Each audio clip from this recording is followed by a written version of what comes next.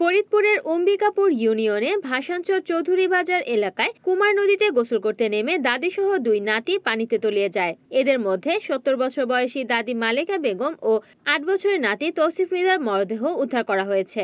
তবে আরও এক নাতি ৭ বছরের সোয়াদ মৃধা এখনও নিখোঁজ রয়েছে।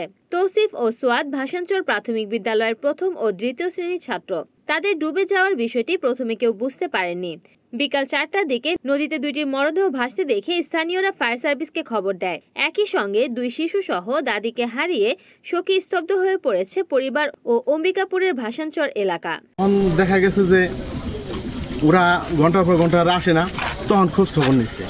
খোঁজ খবর নেওয়ার পরে তারপর সবাই জানতে পারে যে নদীতে ভাইসে উঠছে। ভাইসে ওঠার পরে তারপরে এই লোকজন যায় সেটা লাশ নিয়ে আসছে, কিন্তু আমাদের আরেক নাতিরে এখনো পাওয়া যায় নাই। রিপোর্ট করেছেন ফরিদপুর প্রতিনিধি শরীফুল ইসলাম, NN TV।